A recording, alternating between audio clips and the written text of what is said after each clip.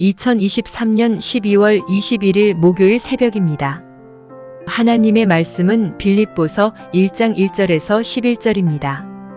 그리스도 예수의 종 바울과 디모데는 그리스도 예수 안에서 빌립보에 사는 모든 성도와 또한 감독들과 집사들에게 편지하노니 하나님 우리 아버지와 주 예수 그리스도로부터 은혜와 평강이 너희에게 있을지어다.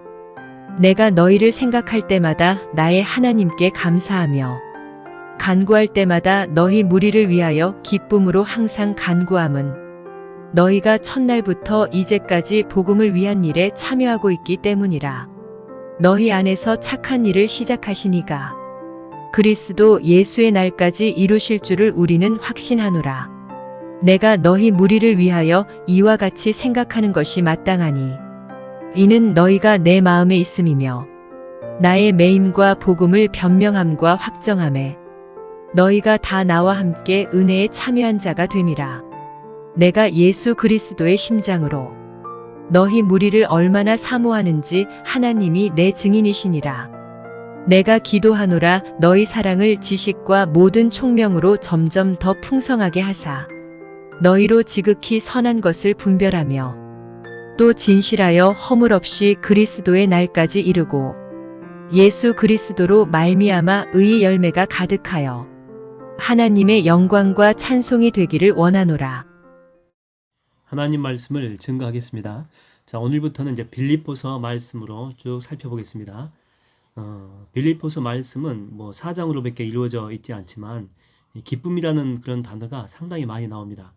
짧은 서신인데 16회, 그러니까 16회나 반복되어 있어서 그래서 별명이 뭐냐면 기쁨의 서신이다 이렇게 표현합니다.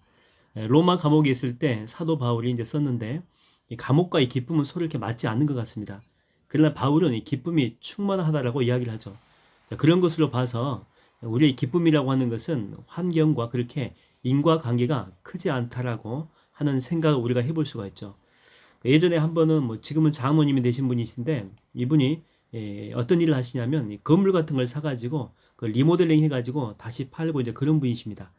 그 당시에는 고시텔이 이제 유명했대요. 그래서 옛날 고시원 건물을 사가지고 고시텔 수준으로 다시 격상시켜서 리모델링 해가지고 판 건데 판매 수익금이 상당히 좋았다고 합니다. 그래서 얼마 되지 않아가지고 한강 뷰가 보이는 그 아파트를 사서 저를 이렇게 초대를 한 거죠. 초대해서 예배 드려달라고 했지만 아마 자랑하려고 부른 것 같아요. 근데 가보니까 전망이 정말 기가 막히게 좋습니다. 60평이 훨씬 넘는데 거실 조명도 은은하고 그 베란다도 노천 카페처럼 정말 잘 만들어 놨어요. 야, 이런 데 살면 천국이 따로 없겠네. 그런 정도의 생각이 들 정도로 정말 이렇게 잘 해놨어요. 또 리모델링을 전문으로 하시는 분이기 때문에 얼마나 잘 해놨겠습니까? 근데 얼마 지나지 않아서 이 아내 되시는 분이 이제 우울증에 걸린 거죠. 자세하게 이유는 설명하지 않습니다. 제 생각에는 그냥 맨날 이렇게 베란다에서 한강 보다가 이제 걸린 것 같아요. 여러분, 뷰 너무 좋은 거 바라지 마십시오. 그것 보다가 우울해질 수 있습니다. 아무튼 이걸 통해서 이렇게 우리가 알게 되는 게 뭐냐면 풍족하다라고 해서 외적인 조건이 이제 좋다라고 하는 것 이렇게 볼 수 있는데 그렇다라고 해서 사람이 행복한 것은 아니다라고 하는 것입니다. 왜냐하면 참된 기쁨이라고 하는 것은 외적인 어떤 것 때문에 채워지는 것이 아니기 때문에 그래요. 참된 기쁨은 내면 속에서 우러나오는 것이고 바로 이것은 누가 줄 수 있느냐? 그렇죠. 예수 그리스도만 줄 수 있기 때문에 그런 것입니다. 저는 오늘 여러분 속에 주님이 주시는 참된 기쁨이 가득하게 되기를 주의 이름으로 축원드립니다. 오늘 본문 8절에 보게 되면 빌립보 교인들을 향해서 이런 표현을 쓰고 있죠. 예수 그리스도의 심장으로 내가 너희를 얼마나 이렇게 사모하는지. 그러니까 빌립보 교회 교인들을 향해서 지금 이런 표현을 쓰고 있는 거죠. 예수 그리스도의 심장으로 내가 너희들을 사모한다. 이런 표현을 쓰는 이유는 뭐냐면 지금 바울이 이렇게 감옥에 갇힌 상황이거든요. 여러분 보통 이 감옥에 누군가가 갇히게 되면 특별히 이 시대는 더 그랬는데 주변 사람들이 다 떠나가 버립니다. 아무리 친했던 사람이라도 연락을 하면 도와주라고 그럴까봐 부담돼가지고 연락도 안 받습니다. 또 괜히 엮여져가지고 좋을 게 없거든요. 그래서 이렇게 조용히 연락을 끊습니다. 여러분 사업하다가 힘들어 보십시오. 친구들이 연락을 피합니다. 전화하면 상대방이 부담스러울까봐 정말 그 사람은 수화기를 10번 들었다 놨다 해요. 그리고 용기를 가지고 정말 전화하게 되면 수화기 너머에서 들려오는 소리는요. 냉정한 소리들이 대부분이거든요. 때로는 사람 취급도 못 받습니다.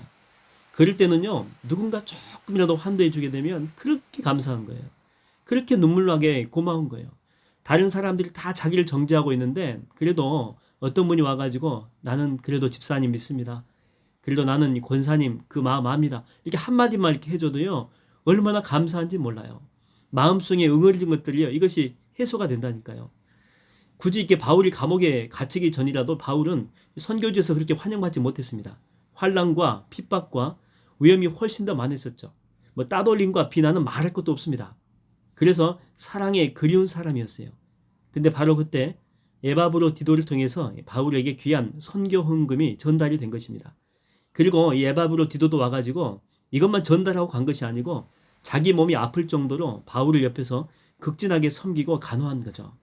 그래서 이 엄청난 감사, 얼마나 큰 감사입니까? 이걸 지금 이게 표현하고 싶은데 어떤 단어를 쓸까 하다가 나온 단어가 오늘 바로 이 그리스도의 심장이라고 하는 그런 단어죠. 그렇다면 이 바울은 그렇게 많은 단어 중에 왜 이 단어를 썼을까요? 여러분 예수님의 사역을 보게 되면 사역 전에 주께서 하신 게 뭡니까? 먼저 그렇죠. 40일 금식기도 하십니다. 우리가 뭐 금식하신 분들을 다 알지만 3일만 금식해도 보호식 먹습니다. 그렇죠? 10일 하면요.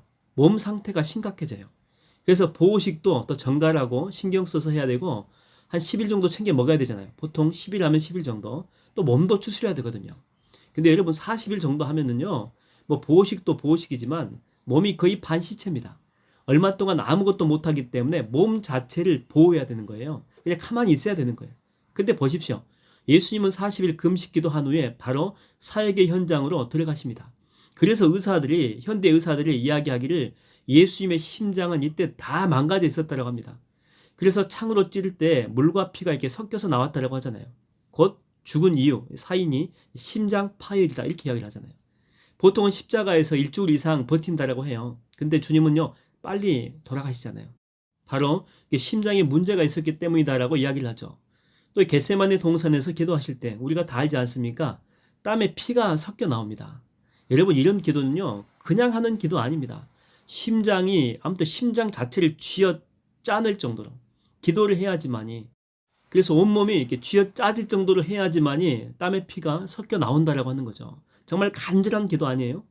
그래서 예수 그리스도의 심장으로 빌립보 교인들을 사모한다라고 하는 것은 내 몸이 망가져도 그래서 내 몸에 피가 나더라도 당신들을 위해서라면 그게 뭐 사역이면 사역, 그게 뭐 기도면 기도 내 몸을 던져가지고 혼신의 힘을 다해서 정말 땀 속에 피가 섞여 나올 정도로 여러분들을 그렇게 섬기고 사랑하겠다 그런 말입니다.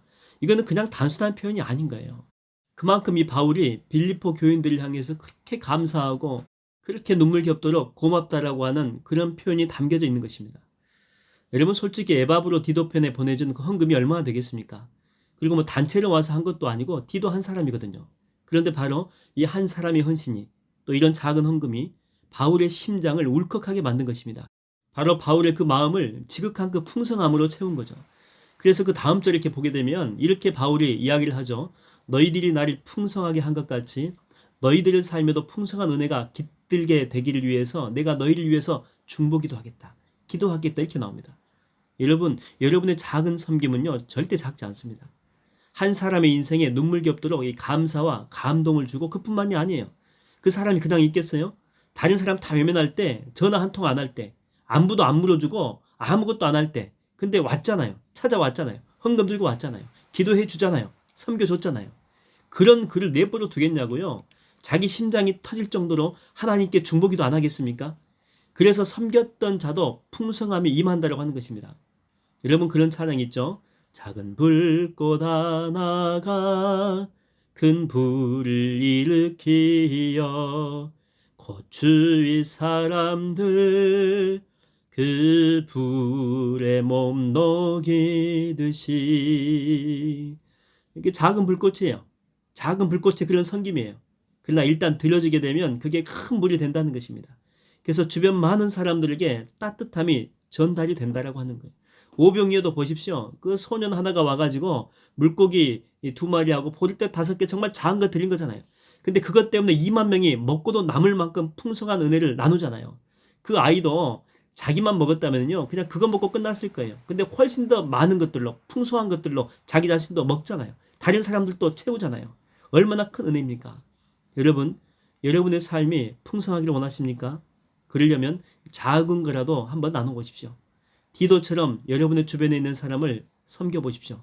특별히 외면당하고 있는 사람, 특별히 공격의 코너에 몰려있는 그런 사람, 특별히 외로운 사람, 힘겨운 사람, 또 병중에 정말 사투를 벌이고 있는 그런 사람, 아무도 관심을 갖지 않는 그런 사람에게 주님의 사랑으로 섬겨보십시오. 저는 남은 2023년 기간 동안 여러분의 삶이 항상 행복했으면 좋겠습니다. 그리고 지금보다 더욱더 풍성했으면 좋겠습니다. 그리고 그렇게 될 줄로 믿습니다. 할렐루야. 기도하겠습니다. 하나님 아버지, 정말 작은 섬김이었지만 이 바울한테는 이게 얼마나 큰 감동이 되고 눈물겹도록 큰 은혜가 됐는지 모릅니다. 하나님, 우리 주변에도 분명히 바울처럼 고립돼 있고 힘들어하고 외로워하고 정말 마음 가운데 육신 가운데 괴로운 사람이 분명히 있을 터인데, 우리의 작은 섬김과 우리의 작은 위로와 우리의 또한 작은 관심이 그들의 영을 다시 경성하고 일으켜 세울 수 있도록 나를 통해서 하나님 은혜 가운데 역사하여 주시옵시고, 또한 내가 그를 섬김을 통해서 내 삶과 인생 가운데도 성령이 주시는 풍성함으로 역사해 주시고 함께하여 주시옵소서. 감사드렸고 예수님의 이름으로 기도하옵나이다. 아멘.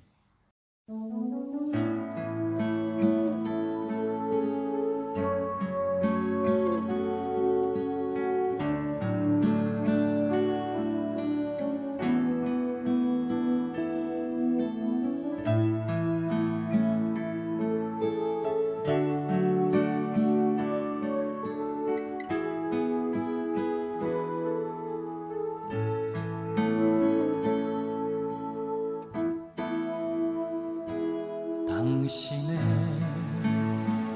그 섬김이 전국에서 해같이 빛나리. 당신의 그 겸손이 전국에서 해같이 빛나리. 당신의 그 믿음이 전국에서 해같이 빛나리. 당신의 그 충성이 전국에서 해같이 빛나리. 주님이 기억하시면 족하리. 예수님 사랑으로 가득한 모습, 천사도 흠모하는 아름다운 그 모습, 천국에서 해같이 빛나리.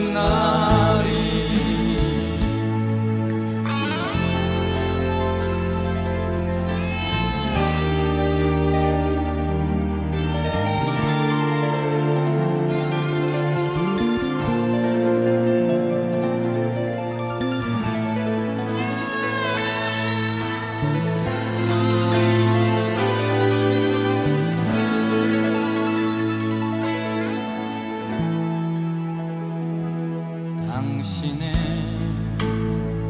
그 순종이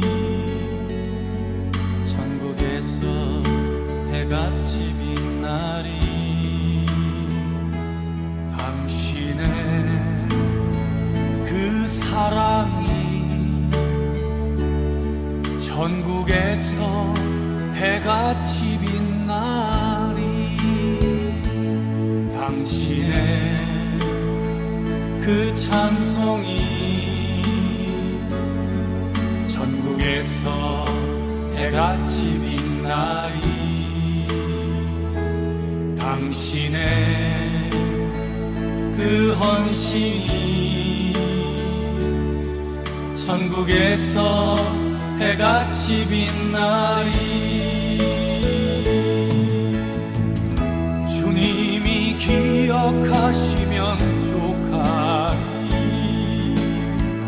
불타는 사명으로 가득 찬 모습, 천사도 흠모하는 아름다운 그 모습, 천국에서 해 집이